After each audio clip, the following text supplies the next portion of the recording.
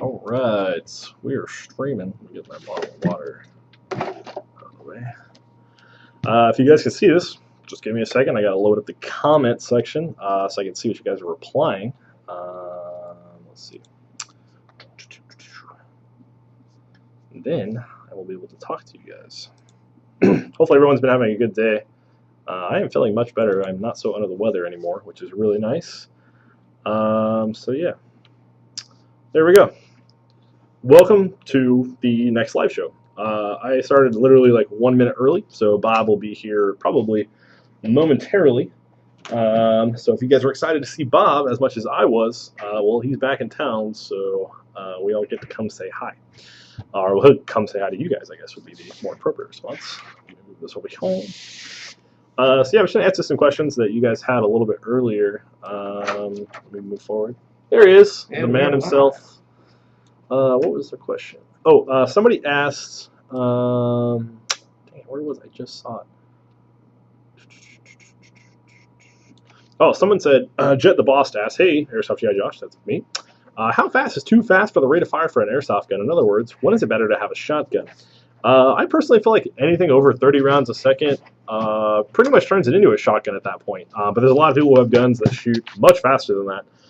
So I don't know. It's really personal preference. I mean, I think if you can't get it done with 30 rounds, I don't know your skill gap's going to increase by increasing your rate of fire anymore. But who knows? I don't know. Some people prefer, the higher rate of fire for suppression.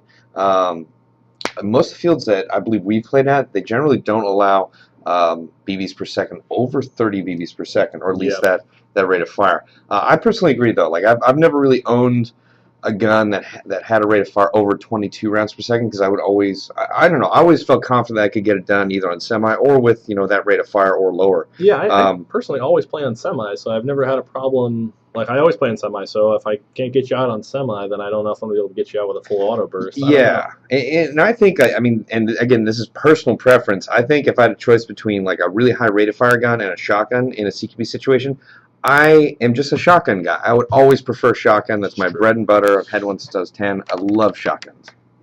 This is very true. Shotguns are pretty awesome. I was giving a little more frame space on that side. No, I was reading the comments. Oh, yeah, I don't know why the comments aren't updating super well today, guys, so I guess just bear with us, and hopefully they'll be updating. With that said, we have a little bit of stuff to go over, though, before we jump into the show. Absolutely. Promos and fun stuff that's going on. First and foremost, really happy to be back in the United States of America. Really want to just tell you guys about the Rebel Training Camp coming out. This is going to be on February 8th at GamePod, California, GamePod Combat Zone in Antioch, California. Make sure to head out there. We're going to have a lot of crazy stuff out there. We're going to have some guns for, I guess, you guys to play with, as well as we're going to have some military and law enforcement trainers out there that have some actual military and law enforcement experience. So it's going to be really awesome. We're going to be able to speak to guys who have the real deal training experience as well as actual experience in the field. I'm going to be there. Now we're going to have a lot of other GI staff there. It's going to be one really good day of gameplay. And not only that, I keep telling the rest of the staff here about how awesome the food is going to be. It may seem like a small thing, but to me, a hot meal and a really delicious hot meal is really important when you're out airsofting. It just makes the day that much better. And last time I was out at GamePod Combat Zone, they had a catering staff that was just second to none. I don't think I've ever had a better meal at an airsoft event than at that one. They had, just to name off a few things, we had, chicken teriyaki, we had a vegetarian dish. In addition to that, we had salmon, we had baby back ribs, and the thing that I missed out on, which I regret, which you're going to make a joke of, I'm sure, is the very large spicy kielbasa. How big was it, Bob? I'm not going to, last time I made the gestures, you guys really tore into me for that. A lot of times you guys don't see behind the scenes, but we edit funny stuff that we find really interesting, like Bob saying funny phrases while doing funny things with his hands, talking about how big these hot dogs really were. I was like, how just juicy. I was just doing it. It's like, they were this big around, and then so many memes are like literally we just cut that couple office. Seconds out, and just it gets out of hand very quickly. But it's a lot of fun. All right, that's one of the fun things about the job. I'll just add the fuel of fire. It looked very delicious. Anyway, I was gonna say they have good.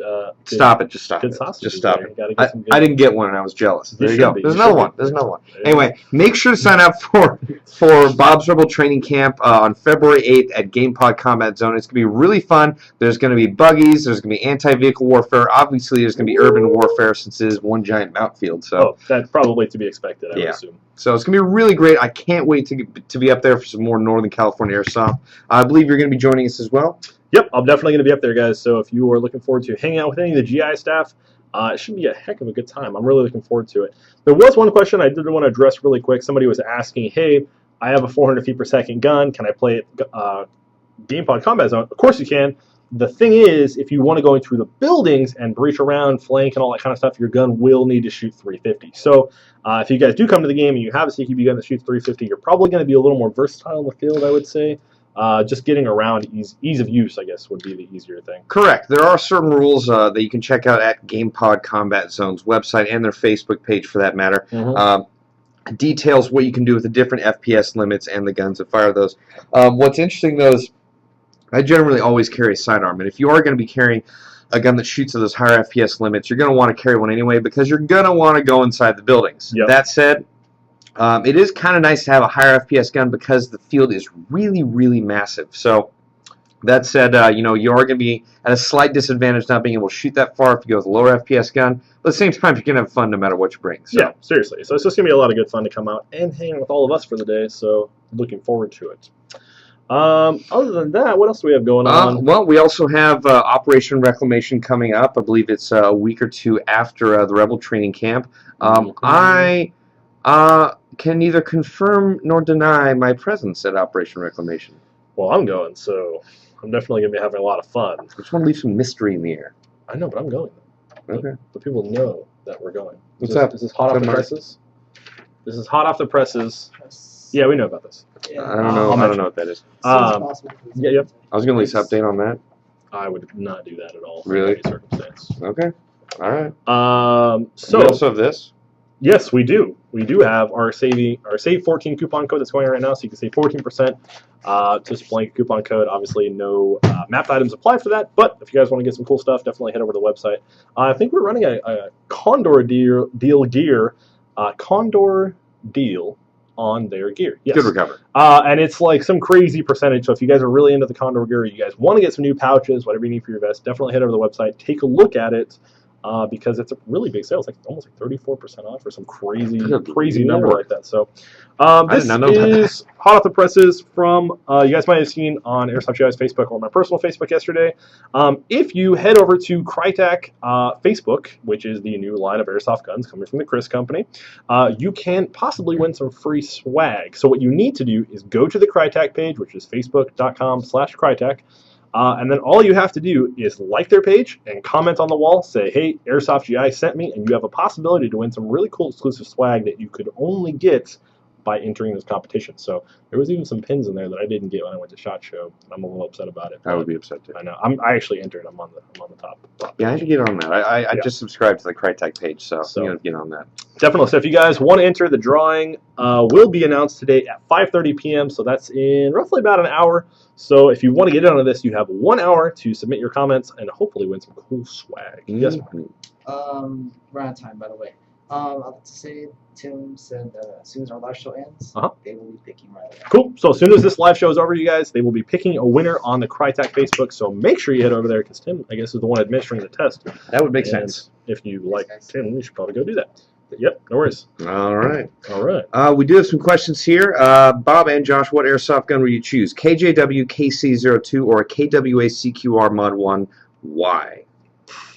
I got to go with the CQR Mod 1. For two reasons.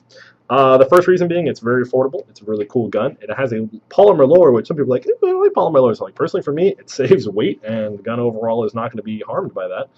The second reason is KWA is in the United States, and if I need to get anything fixed, I can just call them and send it over to be fixed, which is really nice. So that'd be my choice. What about you, Bub? I would likewise go with the KWA CQR Mod 1 for similar reasons. One, it is very affordable. Two, it is designed from the ground up for CQB. So if you are going for a CQB gun, it's very hard to find a better gun at that same price.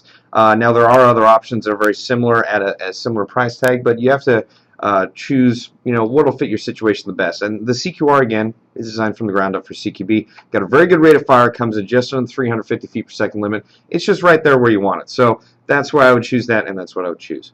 Definitely. Let's see. There was actually another comment on here. It's a lot of questions. Bob, what do you think about Stubby's M4? You didn't fart, did you? Nope. Damn, what does that smell? I don't know. That was not my shoes. Hope not. Probably my shoes. What do you think about Stubby M4s? I think they're great for CQB. In outdoor field play, it can be a little rough achieving the level of accuracy I would want. Is it a very specific kind of M4, or is it just a super cut down front end rails? I have in my mind what a Stubby M4 is because that's actually one of the few airsoft guns that I got to hold my hands when I was over in the Philippines. Gotcha. Is that one of the rails that are like that long? Like the Elite Force, like super. Yeah, that's what I'm thinking. Because I was thinking in my head, I was like, what qualifies as a Stubby M4? Is it a specific type? Yeah. But you were saying? Yeah. Basically just. I would think they work a little on CQB. I think you would be at a disadvantage outdoors just because of the lack of accuracy over distance.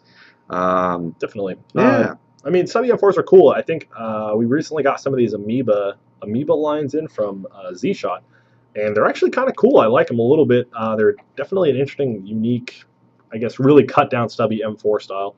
I had personally never used one before in CQB at least. So hopefully, maybe I'll try one soon. I don't know. It sounds like it could be fun. Maybe I'll take one to Game Pod. That might be kind of fun. That'd be righteous. Yeah, that might be kind of fun. Yeah. Tune it up a little bit.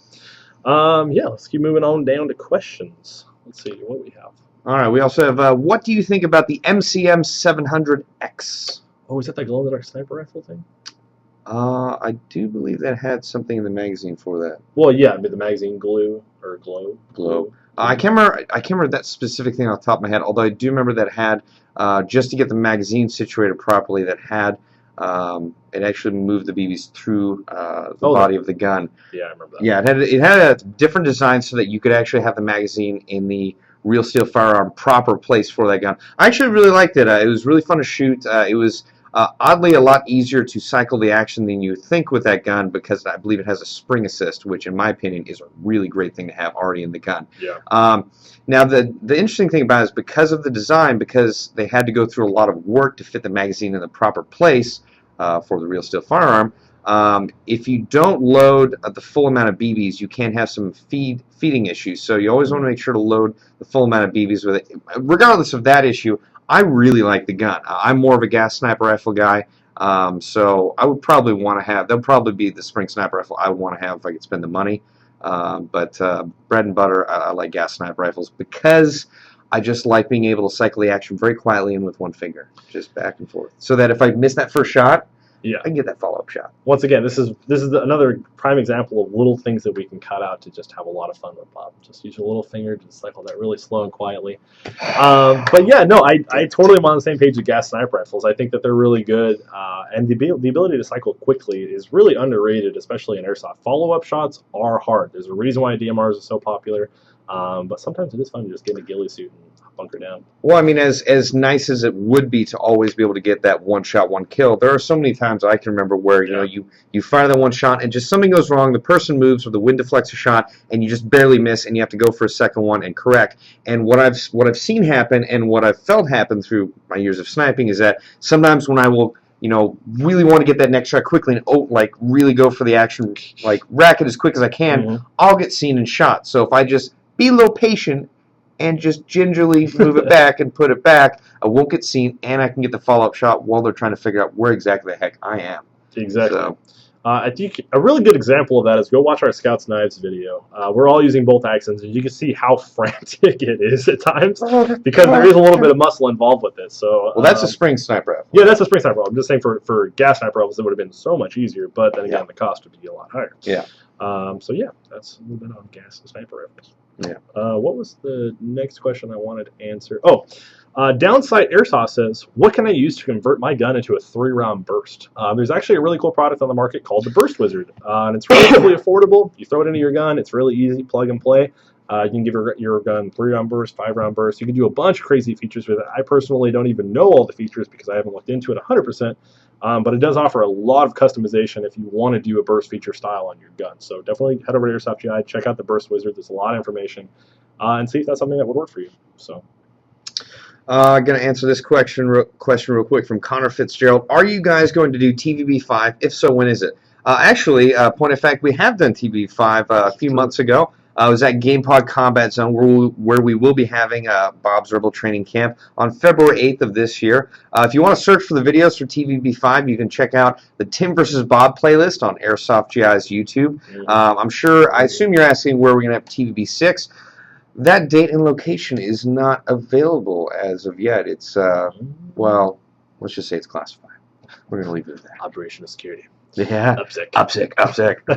That's fine. I saw that in Jet's video when he's talking about his one video that went viral. Yeah. And he's like, the kid asked where he was, and he said it, and he was like, upsick. Yeah, he said just cut it right out. Yeah, that was funny.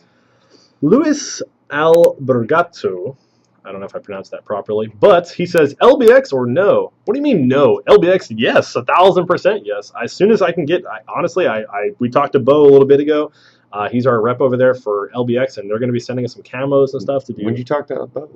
SHOT Show. Oh, okay. I thought you meant a little bit ago, TA. No, yeah, we talked to him at SHOT Show. Really great guy, awesome guy actually. Awesome. I didn't get a chance to go have a beer with him and hang out, but still, nonetheless, a great guy. So, Bo, still owe me that drink. We'll get together sometime soon. But yeah, LBX stuff is amazing, you guys. If you guys are not excited for the new line of LBX stuff that's coming out, you seriously need to be, because we're getting some multicam BDUs in.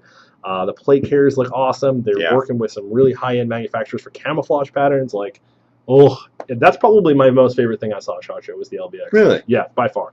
I'm just so excited to see LBT, my favorite gear manufacturing company, starting to work more with airsofters. It's just a dream come true, and I never thought it would happen, and here we are. So it is funny when you first started working here. I remember that was one of the few companies you were spouting out about, but like, oh, dude, I'd love to get some LBT stuff. I was like, who? And I remember Spencer said the same thing. He's like, oh, LBT stuff is the shit. It's really good. It's the shit. It really is. I was like, how do these people know what it is? And I finally saw it. I was like, wow, that's pretty good stuff. I actually, I'm probably gonna start wearing my helmet more often because I do have a GoPro now. Yeah. But for the GoPro too. Yeah. Yeah. I thought you were protecting your face and the head, but that works. Too. No, because like I wear like a really thick hat as long with a face mask. That seems to take care of me pretty well. But yeah, making a joke about your mental stability.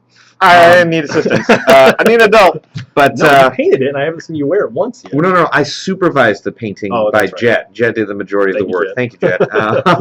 Don't want to take credit for something I didn't do as much. But we used LBX, the LBX spray paint and camo kit, which is pretty cool because or LBX spray paint and stencil kit. Yes. You get 4 different spray paints, which those are the colors you're going to need anyway. Light green, light tan, dark tan. And you also get a bunch of different stencils, which is pretty awesome. Also have an LBX gear bag, which is pretty darn cool, and an LBT backpack. All the products I've ever had from them have been just really awesome and exceed my expectations. I was pretty bummed. I missed out on the Black Friday sale. They had the huge duffel bag so you can put all your gear in when you travel, and it was like $40 or $50, and I was just like, oh my god. What? I know. I was so upset with myself I missed out on it. Frank got one, so Frank, if you're watching That's smart. Yeah, it's just so nice to be able to have that for when we're traveling over the place. So we travel a lot for games, so it'd be really nice to have something to pack all our stuff in. It's funny. I really didn't take advantage of any Black Friday stuff except for here. Like it's weird because I purchased things that I wanted here. Yeah. But then remember I told you I was gonna get a new computer and all that. And I was like, oh, I got so much work looking at all that stuff. But here was fine. It was easy here. Yeah. But, so the new product section. Let me go scroll through here and see what's on there. I go to the new product section so often. There is a lot of stuff. I'm like, what's new? Sure. Oh, cool. That's awesome. Cool. Let's take some more of the guys' questions. Multicam Airsofter says, what is your guys' favorite pistol? I'm assuming just all together. What type of pistol do you like the most? It's weird. If you're gonna ask my favorite, if you're gonna ask my favorite pistol all time, it's gonna be different than one of my favorite pistols right now. Because right now, I've been using an HK-45 for a little while now, and I was actually just telling some of my coworkers back at our place what my favorite pistol is, which is the HK-45 right now, and that's because the gun is so comfortable. It feels like an extension of my arm, which is a very hard feeling to come by when talking about pistols. But also because it holds 28 rounds. I'm able to carry 2 to 3 magazines, and I'm good to go for quite a while, especially in a CQB environment. But also, this is a very good pistol for sniping. If you don't want to carry a submachine gun and you just want to carry a gun that can hold a lot of rounds, it's a very, very good pistol to take if you're just carrying a sniper rifle and a pistol. No, I could not agree more so with that statement. Having the ability to have more ammo is so crucial in the field. That was a little verb. Having a tough time over here. Oh. Yeah, I totally, what Bob said, 100%. The mags are not that big. They're very easy to carry. You get a lot of rounds, hold a lot of gas. And honestly, this pistol for me, I have a little bit of larger hands. It is just wonderful. Everything about it, I really like. The manipulation, everything is really cool. So, yeah, for me, personally, my favorite pistol, I don't know. It's a really big toss-up. I have shot quite a few real steel pistols. I assume they're talking about Airsoft. I assume they're talking about Airsoft too. So, but with that being said, who knows? Maybe down the road they might make some of these pistols I'm talking about. Right now for Airsoft, the HK45 or my KSC Glock is my go-to pistol. Those are my go-to pistols. Unfortunately, I lost my KSC Glock, which I'm pretty bummed about. But still, those are probably my go-to pistols for sure. Real steel-wise, what I would love to see in the Airsoft industry, I want an FNX. I've always wanted one in the Airsoft world and in the real life. They're amazing pistols. But recently, I honestly, I'm probably going to end up putting my money towards a Sphinx. I was going to say that too. Yeah, I shot it at SHOT Show. I put about 6 mags through it, and that was the first time I've ever picked up a pistol, been like, okay, mag in, rack the slide, here we go, get on target, ding, ding, ding, yeah, ding, ding. I hit 9 out of my 10 shots. So I was just like, okay, yeah, this is really good performance. So, and I love performance stuff. It's always fun. I mean, I gotta say, I was gonna answer earlier until I verped in my mouth. That my favorite all-time Airsoft pistol would probably be the 1911. I really love the feel of that gun. It's such an iconic American pistol, and it feels really awesome to shoot in an Airsoft game. But I was actually, I was thinking overseas, because I was looking at some advertisements in the gun magazines I had to buy overseas. You guys were at SHOT Show, and I was like, I gotta look at guns somehow. I'm missing out on so much cool stuff. I had to. But yeah, no, I was looking at the Sphinx Compact, and I was thinking, if I got a concealed carry pistol, I wouldn't want one that I know is going to hit the target the first time every time. Yeah. And a Sphinx Compact. I wasn't looking at the concealed carry one because there's a compact and there's a subcompact. The subcompact is pretty small. I can't even get. I mean, I can get most of my pinky on there, but it's a little tough. Yeah. But just the regular compact, I was just like, man, this is rocking and rolling. I would have no problem owning one of these. So Tim over there, Chris, I'm maybe making some phone calls soon. But they're all handmade too. I know, they're amazing. They're really cool quality pistols. So hopefully, maybe later on down the road, we might see some Airsoft versions of those. You're watching, Tim. Who knows? Who knows what will happen with that? Let's take some more questions. Let's see. We'll scroll down a little bit. I'm actually going to refresh the page so we can see some new questions from you guys, because the questions for some reason today are just giving us a hassle. Well, geez, now the questions are gone, Josh. Well, I try to fix things and they get broken. Look what you did. No. So, Bob, you've been on vacation for a little bit. There's no questions. I know, there's no questions. I'm curious, what are the things did you get to watch any of the SHOT Show videos? Just a few of them? See some of the new stuff? What were you excited about? It's interesting because I didn't get to watch a lot of SHOT Show videos per se. I got to watch a lot of GI videos while you guys were at SHOT Show. All I saw was a lot of photos from SHOT Show and Instagram stuff. But the videos I did watch while I was away were about, I can't remember the exact name of that German machine. I mean, it's the MG43 or MG42, but I can't remember is the RWA? RATEC? RA Tech? Or no, it's the... Oh, the one that we just got? Yeah. Yeah, I believe it's RWA, but yeah, it is an MG 34. 30, yeah, I remember it's a different name than what I was used to. I did get a fire the real steel version at last SHOT Show. So when I saw that, when I saw that on the page, I was like, oh damn, we got that in. Did you see the price tag? And I was like, oh damn, we can't afford that. It's pretty much a used car for that thing. It's pretty pricey, but that thing is exquisite. I was looking at it after we took it out and put it all together, and I was just like, man, this is pretty real to the just overall. You know what I mean? I would assume that the vast majority of the price of that gun goes towards the externals. And wait, do you? Yeah, Tim Sargent. Thank you, Tim. It was a good choice. I appreciate your approval. SDP compact. Let's go with it. Yes. Excuse me. All right. You were talking about the Rata or the. Oh yeah, so that was the one I saw. I saw a couple of the ones which I guess I can't bring up. I definitely did like to check in from time to time. I actually didn't have much internet connection in a lot of the places we were, so I actually saw there was one titled Greg Wong and Craig Levy live show. I was like, oh, I want to see that. It's actually not Craig Levy. It's not from GamePod. Someone else? Yeah, I totally apologize. I'm spoofing on the name right now. But he actually played the character Stump in Medal of Honor Warfighter. Oh, damn. Yeah, That makes sense. He's been in a lot of things. He's actually very, very popular. Well, I mean, I guess among the movie community for doing stuff like that. He he formerly served, he worked on Star Wars as a sound engineer. And then left to go be an actor, and now he's doing his thing. And so he's really awesome. Wow. I can't remember the name off the top of my head, and I apologize profusely. And hopefully, if he's watching, we don't get flamed for this a little bit. But yeah, it was really cool to have him in. We were chit-chatting after we got done with the whole show. And yeah, he has just done a lot of really awesome stuff. So it was really cool to talk to him. He knows about Airsoft, and he saw the LM4 and was just like, this. How did they make this so perfectly like a normal gun? Like he was freaking out about it a little bit. So I will say I'm not surprised at all that he showed up with Greg. Scott Levy? There it is, Greg. Thank you. Scott Levy. Thank you. Thank you, Greg. Yeah, I probably just saw Levy and just assumed that they were the same person. But, yeah, sorry about that, Scott. Greg, thank you for tuning in, by the way. Yeah, Sad I missed you, too. I just gotten back into town. I saw that you were in NorCal. I was like, dang it! Not slam the table to ruin the ears of our fans. All right, let's see what other questions we got. Bob, what would you think of a GBB AA-12? Matthew Byrne, I get the feeling you've seen my thoughts on this before because I would go crazy for GBB AA-12. Oh. That has been the one gun that anytime a manufacturer asks me, or my coworkers for that matter, they're like, hey, what gun do you think we should make? I was like, nobody say anything. GBB AA-12. Please make a gas blowback AA-12. Just make an AA-12, period, please. Seriously, I know. It's such an iconically cool gun, and I just want to shoot one. It's not even iconic. It's just like, just make it. Just make it. Cool. Please make it. Terry Crews just walking down the hallway. It's a pretty cool gun. I would love to see one like that because of hydro dipping or something going on with that thing. Somebody was asking earlier, I'll field this question because I'm a little more experienced with it. Hey, are Polar Stars worth the money? I want a long-range DMR, and I'm highly considering it upgrading to a Polar Star. Okay, so here is my thoughts on this.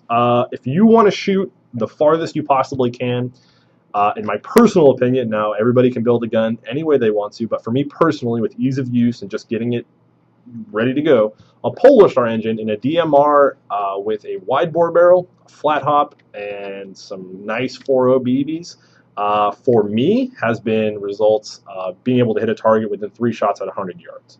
So you're talking about a lot of really fun performance. If you don't believe me, that's fine. I understand it is an outrageous claim, but Bob was sitting next to me at Operation Irene, and I was hitting dudes from so far away that they were like, I don't know where I could possibly get hit from out here. Yeah, no, we did have that happen where, I mean, I essentially got relegated to a spotter at that point where I was like, oh, dude, Josh, guys, waste them. Literally, I kid you not, you guys, this is literally how we were sitting. Bob was in a chair that rolls right next to me off to the right-hand side. I was in a chair that rolls with my rifle propped up on a desk. On the third floor, and Bob's like, yeah, over there, second window to the right. And I'm just like, whoop, okay.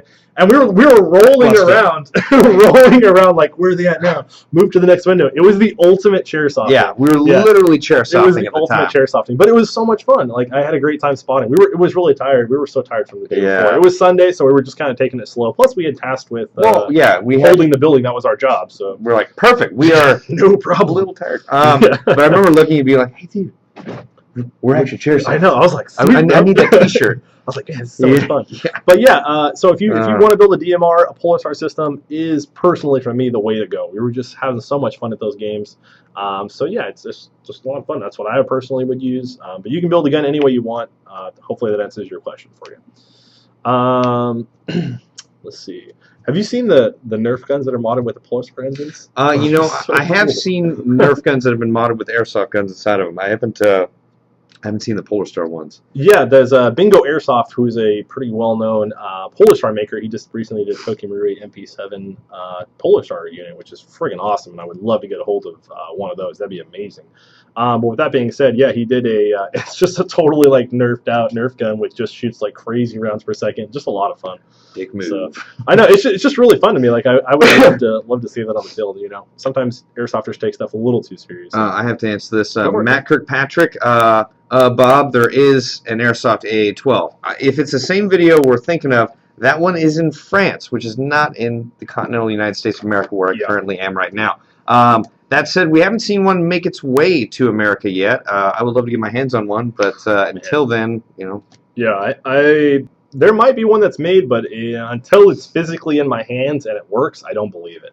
Because there's a lot of times you get samples and stuff and you just never see it again. So it's like, I would love to see a fully working one. That'd be amazing. This is an easy question by MameV1222. Spring rifle or KWA? Yeah. KWA. Yeah. So. Yeah. All right. Black Porch Nerd says, "Are you guys excited for Tim and the company's with?" We're definitely excited for Tim. Yeah, it's always good to see Tim doing well. Hell yeah. Yeah, I know. We got to shoot guns in Vegas, so I'm not complaining whatsoever. We see Tim all the time, so it is always a good time to hang out with him. I just got back into town. I was hoping to see Tim last night. Yeah, he kind of bailed on us, so not calling you out, but yeah, man. Eric came by, so it was a good time. No big deal. If you're watching Tim, it was a good time. We had fun. Yeah. But yeah, no, we're definitely excited for Tim. It's always fun to see people go and do really fun, cool things, especially working for Chris, which is obviously one of the coolest gun makers. Oh yeah, no, absolutely. So, a lot of fun. And I'm actually really excited for Tim's haircut because it seems to have changed a little bit, and it looks more. I think it's professional, but it almost looks more Swiss. He might have a European haircut now. It's a possibility. His style has changed. I'm going to Google that. No, I saw him in nothing but dress shirts at SHOT Show. Yeah. He might just be It's classy as all hell. Turning into European, man. He's with his people now. So. Good Lord. Someone was asking, D. Shenna 7, what rail should I put on my Polar Star DMR, Josh? If it's an M4, I personally would recommend going with something that's very lightweight. Having a big rifle is not fun to carry around, especially if you're talking about doing a DMR. You did say Polar Star DMR. So, I mean, a key mod rail, probably, maybe the VTAC rails, the Alphas are pretty nice. They have like nice slots in them. They're really modular and small. They're really good. Something lightweight, so you're not having to carry around a ton of gun all day. So, we were just talking about this, and I was personally just talking about talking to Josh about how surprised I was. Epic Airsoft HD. Did you guys see the footage from Scout the Dog Game where Josh from Sales came to join us in Scotland? I did not know there was footage. All I saw was photos, and I was just telling my coworkers about this cartoon drawing of Josh that I saw on, I guess, your event, Jai, that made me laugh my butt off. Mm-hmm. So I was reading the updates about what an American in Scotland was saying about being there, and I had no idea that was Josh. So it came as a big surprise. I was like, holy crap! And not me, you guys. There is another Josh that works in the sales floor who is much better at playing Airsoft than I am. And he went to Scotland recently for a vacation to go out there and hang out with Epic Airsoft HD and just go have some really fun playing Airsoft. And apparently there's a bunch of stories, but I didn't hear about it, but I guess it's really cool. I mean, I think you had your editing phones on while he was talking. So it could have been. Yeah. There's always headphone work to be done at work. Yeah, when two Joshes collide, the time-space continuum collapses. So we have to separate them. Somebody asked earlier, they were like, MS Bowhunter 95, beard or no beard on a first date? I like his name. I know. Bowhunter. I'm going to say go beard. I like beards, pretty cool. Yeah, if she can't handle a beard, she can't handle you. Yeah, exactly. Yeah. A beard could define a man. It's very difficult to, live without a defining characteristic. I wish I could grow a better beard. It's like Tom Harris. It's a perfect example of this. Tom Harris had the most amazing epic beard, and then he cut it off, and then I was just like, I don't know if we can be friends anymore, man. Like, you have changed. Well, we didn't exactly say that, but we kind of hinted at it. I mean, I saw him at an event. I was like, I don't know if I'm going to brush up with this guy. I mean, just skip him or something. Well, I remember just seeing him without the beard, and I was like, God, I know that guy. I know him from here up. The same thing. And I saw him, and I was like, That's not, is it? Is that the Tom? Yeah, it was really funny to see him without a beard. That was fun. He's a really nice guy. Oh, yeah, really super nice. We're just joking. Obviously, if you guys don't know Tom Harris, who works for Airsoft Obsessed, does amazing pictures. He did some really good pictures of the TVB game. Was it Timber Swap 5? He wasn't there, but his coworker, I believe Dave, was there for Airsoft Obsessed and took some really great photos as well. Thank you, Dave. We appreciate it. Those are some really cool I believe he's a professional sports photographer, so that's also why those photos could make a little sense. Yeah, just a little bit. I noticed Jet's still using that for his profile picture because it is a really nice shot. Yeah. So they're really, really cool. So hopefully, if you make it out to the training camp, we would love to get some more cool pictures like that. Airsoft Obsessed, always doing really good work. Something that we're both probably excited for. Just Tang, Mad Bull is working on a KSG. That says keg. It does say keg, but I know what he meant to say. And the E and the S are pretty close together. You're right. Yeah. So there's a possibility that maybe he messed that up. But I know that we're both personally excited for the KSG. We are both very excited, especially because it is going to be a spring shotgun, which makes me kind of excited. Exactly. You were the one that forwarded that to me, I think, and I kind of found out a little more information about it. I don't know what the legitimacy of this is. This is just some SHOT Show rumors, if you will. But apparently GMP is making it, and it's going to be around $100. So I don't know. That has to be a spring shotgun. Yeah, no, it has to be. I can't imagine. Yeah. There's no way they could. I mean, they could do a gas one. Obviously, there's plenty of space for it in a bullpup style, but not at $100. Not at $100. No. But that'll be really good because that will compete with a lot of other available spring shotguns on the market. It'll be a little bit more expensive, but at the same point, you're getting something as a shotgun looks way different than other available shotguns. The tacticalness factor alone is seriously up there, and I've been a big fan of the KSG from the real steel version of it for quite some time. Let's scroll up a little bit. We're going to answer some more of your guys' questions. Seems there's a lot of stuff getting flagged. Tom Harris had a legit beard. That is correct. Well, we're still working our way down. Have you guys ever used a lot of Systema weapons? I personally have not had the chance to use Systema weapons or Systema PTWs. I have seen a lot of them in action, especially at TV or Tim vs. Bob 4 and 4.5. I did see a lot of Systema guns out there. Yeah. And I have heard a lot of great things about them, and back in the day they were kind of at the forefront of being as realistic as possible at the same time as being the most expensive as possible. Yes. Which is partly, well, mainly the reason why I don't have any. I can't afford to drop $1,000 on an airsoft gun. Yeah, exactly. But they are known for their quality and craftsmanship, so that is a good thing for that brand. But I personally can't say much one way or the other because I haven't used one or haven't had one in my hands, sadly. Yeah, and I'm kind of in the same boat too. I mean, you would think that we would have a bunch of Systema PTWs or something in the back because apparently we have all of the guns in the back, the fans think. But yeah, we don't get a chance to really go out and use those guns anymore. And honestly, it's because they're not. It's not that they're obsolete. It's just they're not as high tech as they used to be. You can build something that's pretty comparable, so to speak. They still have a very good niche in the market. Don't get me wrong. They have amazing systems and they're really good guns. But I just feel like nowadays you can get similar performance for a lot less cost. Yeah, I mean, from not having as much information as I wish about them and not having used them, I will say, as ignorant as I am, I would be much more tempted to start with a more affordable build and then use key pieces and parts to upgrade my system, at least make it to where I want to be rather than just buy something that expensive right out of the box. So. I mean, for me, it kind of comes down to I can spend a little less money and get a Polar Star, or I can spend a little bit more and get a Systema. And for me, it's kind of a simple no-brainer question of how usable the Polar Star is. So that's what it comes down for me. I'm sure for you, it's totally different argument in your head. But, and it's just because of how I feel about Polar Stars. Yeah, which is fine. Different strokes for different folks. Why? Which one, KWA SR7, KW ERG, CQB, VFC SCAR, or the Magpul Masada SV? Out of all of those, which one would you pick, Bob? And that comes from Apple Gunner 356. Oh, I was gonna say we could say it at the same time. Yeah, let's go at the same time then. All right, not on three, but 1, 2, 3, say. Okay. 1, 2, 3. VFC SCAR. So I'm picking VFC SCAR because I've always wanted one and I haven't got one yet. So the ERG I've been using it for the past week though, and it's rocking and rolling fun. You've been using it for the past week? Yeah, the box is in our house. It's on our table. You didn't see it? Oh yeah, it's the guns. What have you been using it for? Well, marketing use. So I got to go play. I got to test it out. How can I give opinions about how I used it? When we played the Hunger Games, right before the Hunger Games, that's what you were using as well, weren't you? I put that suppressor on. I took it out to a couple more games too. It was a lot. I used it in the TV video. Damn it! That's the gun I want. It was a lot of fun. It's really fun. Yeah, a lot of recoil. It is actually surprisingly a lot of recoil. And I don't know if you saw this or not. KWA is now putting out a new version where it's wired to the rear, so you can put rails on the front. Oh, thank God! So that's really exciting. Thank God.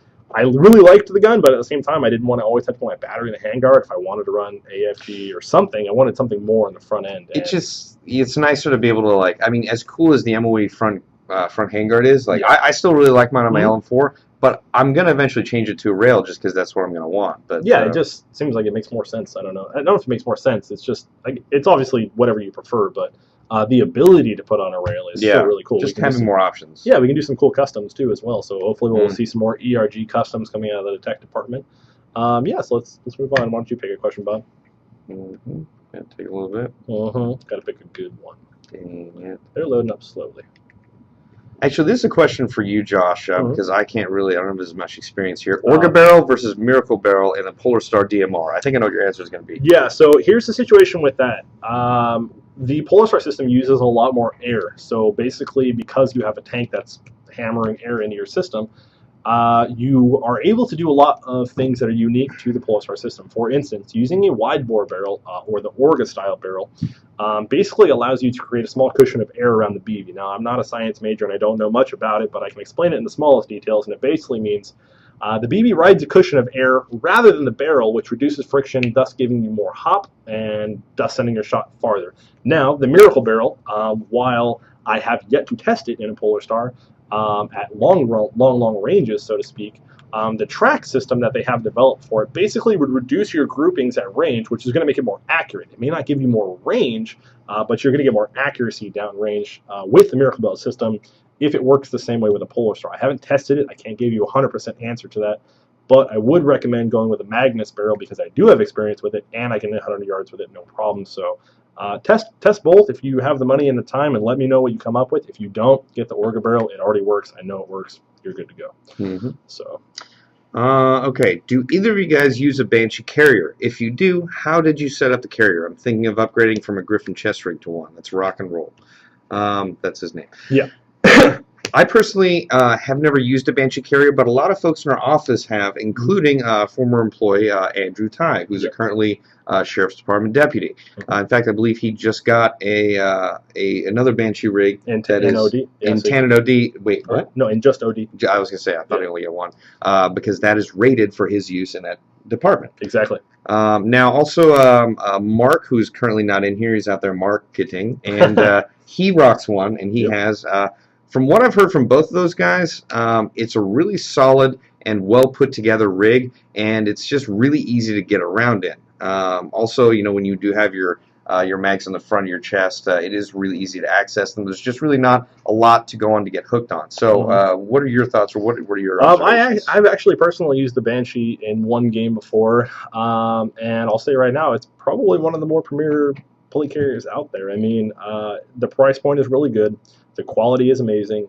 What you get out of the bag or the box, whatever you want to say, what you get when you buy that play carrier, it's just really well put together. They put a lot of thought into how can we make this a very comfortable, easy to use system, and it really shows in the quality of the materials they've used, the build of it, and everything like that. I've never had an issue with any of the MOLLE stitching. All my pouches run just fine on there, and you can run it a slew of different ways. You can kit that thing out any way you want.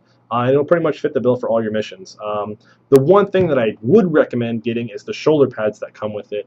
They are very comfortable. Oh, yeah. They're very comfortable, and they're honestly some of the best shoulder pads I've owned. But I use them on all my other play carriers. So yeah, actually, I need to get it back from Mark. Yeah, those to me, Mark. Yeah. No.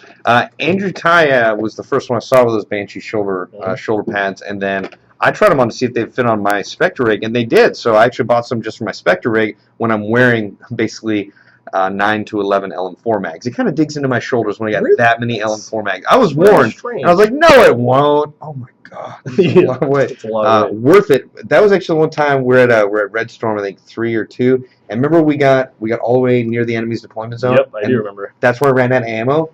That's with like 9 to 11 mags. Think if I'd only taken like 5 or 6, as Tim was telling me to do. So. Well, we did a lot of shooting at that game. Well, we did a lot of shooting. Very fun, very fun. And Tim was walking around like... he's just standing in the field. Hey, what are you guys doing? Well, we're playing Airsoft. You wanna? All right, cool. He's running just out of their range. It was really fun. It's just, you looked over and like, the heck are you doing, Tim? Let's see. Let's answer some more questions. Let's see. I just scrolled down to this stuff because we've already gone through. Oh, did we? Yeah. Okay. Let's see if there's any other ones up here. Oh, that's a good one. Gas blowback SMG or AEG SMG? That's easy for me. I mean, for an SMG, I'm going to want to feel that recoil and the badassness of it being gas blowback. So I'd have to go with a gas blowback SMG. I've heard through the grapevine about some gas blowback SMGs that might come out, and I can't even mention what they are, but needless to say, I really want one if this thing comes out. And I wish I could say it because I feel like I'm, Yeah, I'm actually really not sure what he's talking about. Good. I might have an idea, but for me personally, I think it's kind of a tough call. I mean, it depends on how CQB you're playing. I guess, like, it's nice to be able to have a gun that can spew quite a few rounds if you need it for a little bit of a longer engagement, so because you don't have the accuracy, you know what I mean, at super medium ranges, I guess. But that like instant trigger response in the KMP9, Yes. like just the ability to pull the trigger and I know instantly that that round is heading towards my target. I don't have to wait for the gears to cycle back and hit it and then send it off.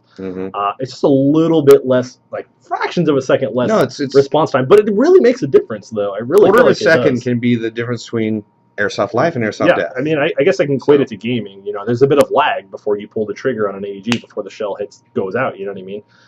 So with a glass blowback, you don't have that, and it is a lot of fun. So I will say that that's definitely an added advantage. So And same thing with the spring shotgun. Anytime you have an airsoft gun that has that immediate trigger response, you're going to have a significant advantage, especially in CQB.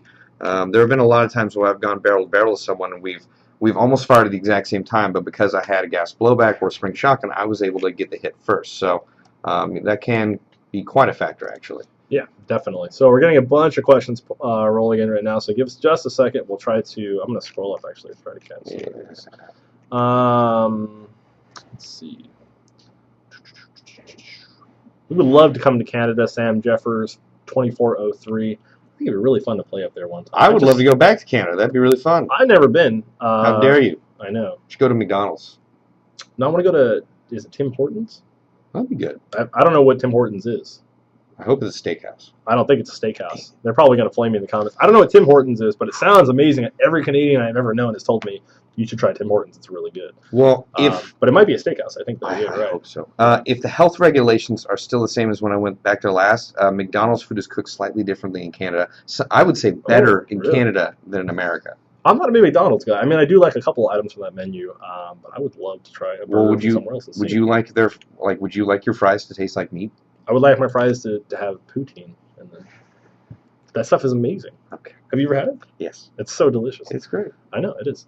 Does anyone own a 4CRL? I don't know what high-end gun to get. I believe Jet owns a 4CRL, and he can't get enough of that thing. I'm a big fan. He has decked his out. Yeah. It's got a lot of stuff on it. It's not a girl for saying it like that, but yeah, 4CRL is a great gun. It's made by Elite Force. Elite Force has a track record of bringing some pretty darn good guns to market, so I think that's definitely a good choice for sure. If you were looking. So Elite Force is one of those companies that I really got to give a shout out to because they bridge the gap with a lot of their products. They have something for the low end, they have something for the medium and the high end. So and a badass CO2 pistol. Thanks, Elite Force. I know. What's in your mag? So it's cool to see all the new products they're coming out with. So I'm excited about it. Speaking of CO2 pistols, did you see the new FN57 CO2 pistol from Spartan? No. Oh, well, it's really awesome, and I was debating upon taking it to Operation Reclamation 2 because it is going to be a little chilly out there, and I was thinking about rocking a 5.7. I haven't made a decision yet, but I'll have to show you it after this because it's pretty freaking sweet. Well, hey, if you do rock that, I'll bring my CO2 1911, and we can be CO2 buddies. Oh, yeah. I'm probably going to have to just because of the coldness of it. So Bob just confirmed that he's going, by the way, for everybody who thought. Damn it! Yeah, so I'm really good at cloak and dagger stuff. Good job. I know, just all in the shadows. All in the shadows. I need an adult. Which is funny because we have video of you like actually cloak and daggering somebody. Yes. In the shadow. Well, we can't show that. Is that when I'm like? Shh. Yeah. You should air into the ground. Yeah, that's right. So, let's see what else we got. Kevin Channel says the pig elastic cummerbund is awesome for the Banshee as well, or two. Yes, it is. The pig elastic cummerbuns are really, really cool. Have you seen those? Yeah, there was a suggestion. Yeah, we did make a suggestion. I don't know why we're not carrying them. I think it just didn't work out. Yeah. But they're really cool. What they do is they delete the side cummerbund, so it's just basically a piece of stretchy fabric, so it hugs to your body really, really well. If you guys are familiar with the Green Mountain Rangers, they run that exact similar setup. So if you've seen their gear, that's what they're using. The pig elastic cummerbund with the Banshee? Not with the Banshee, no. They run it on their 609.4. I was going to say, that sounds so they have the LBT 609.4, so, but I mean, the thing still works for whatever vest you're looking for. Another thing that you guys maybe not have seen before, but is the pontoon set that they have, and you're probably wondering what's that's for. Basically, it goes in between your spine, so on either side of your spine in your vest, it velcros into the back, and it holds your vest off of your spine, so you can actually get air circulation, and your shirts don't get all sweaty, and that sucks. But yeah, so they're pretty cool. It's something to look into. If you're running around hard enough, your shirt's going to get sweaty regardless. But it is really nice to have that airflow. Yeah. And that's partly why I like my Spectre so much. Is it has a lot of air grooves designed in, or air channels designed into the plate carrier itself. Although you're not going to get as much air as if you had the pontoon system. But without the pontoon system, it's very good. Okay, let's see. Let's see. Will Magpul MOE or all Riz? What do you think? Would you take a MOE front end, or do you like to have the rail? That's tough because right now on my LM4 I've got the Magpul MOE and I really do like it. But right now, like I am going to transition my LM4 to a rail system, but I'm not completely sure whether I'm going to like the rail system more because this LM4 is the first time I've really had the chance to have an MOE set up, and I really like it. But it's just I want to go back to the rails and see which one I prefer because I haven't made my mind up yet. Yeah, I'm kind of in the same boat too. I mean, I've used the ERG for the past couple events and played with it, and I really like the gun. And it's just a standard MOE, no scope, no stocks are great. I love the stocks. It's just a really simple gun, just grab it and go. And it was a lot of fun. And I kind of was thinking to myself, like, man, it would be like, would I want to put a rail on this? And there are parts of me that are like, yes, I would love to put a rail on it just to be able to do more modular stuff with it. But at the same time, I kind of just enjoy the simplicity of it. I don't know how to describe it. It's just simple. You grab it, you go. You don't have to worry about anything. No batteries. I mean, you got, what, 3 lasers on your LM4 right now? I took them off. Oh, I had 3 lasers on the LM4. That was a research and development project. I actually felt stupid because like a month after I put those 3 lasers on there, we started playing, I think it's Battlefield 4, and don't some of those guns have the 3, this, it's a single unit. And I was like, dang it, they're already make one of those? Where do they get it? And it's like $300. I was like, all right. Really? I thought it was really expensive, but I was like, all right, maybe I'm okay with my 3 lasers that cost $18 a piece. Yeah, well, it definitely was a unique look. I think one of them was a little off, wasn't it? Mine? Yeah. Oh, they were all off a little bit. I didn't take time to like adjust the tiny little set screw that changes where it is, but it would have taken so long. So I was like, This is kind of an interesting question. Chris Green asks, what are your favorite favorite iron sights, on an airsoft gun? That's honestly kind of a good question. I don't know. If money were an object. I know what it is. Go for it. What do you think? Go ahead. The iron sights that were on the KME 45 from KWA that they debuted at SHOT Show were gorgeous. Oh, well, I would easily pay $60 for a set of those. No questions asked. So KWA, if you're watching this, please make those sights. They are simply beautiful. I'll show you the B-roll. I have some really nice B-roll of them. But they're like all aluminum, just super nicely milled out. Like, I don't know why I'm so excited about these sights, but they're want B-roll? We got B-roll. We got that B-roll. But yeah, no, they're just really cool sights. Like, they're just really nice. I like them a lot. Now, when he said iron sights, what I kept thinking was, flip up sights. Yeah, these are flip up sights. Yeah, so I mean, these aren't iron per se, but I'm just going to count them anyways. I really like the Magpul sights. The flip up, the N-bus ones, right? Yeah, the N-bus. Yeah. Also, the Elite Force style sights that are similar to that are also pretty cool because I don't know if I've seen those. Oh, we carry them on our website for sure. I'll they're much more affordable, which is why I like them. But they look similar. Okay. So that's why I really like them. But if money was an object, I like the Magpul N-bus sights. So for real steel, because I'm sure there's some guys out there who like that. I personally like the Troy iron sights with the tritium. They're absolutely ridiculously sexy and nice. So no problem using those whatsoever. Then again, they are like very, very expensive. Let's find some more stuff. Bob and Josh, what are your thoughts on the G&G Top Tech TR4 CQB? Please answer from Tanner Buchanan. I really like G&G's Top Tech line. I have an M16A4, will now be a TR16A4 from before they made the Top Tech line. They did a nomenclature switch, right? Yeah.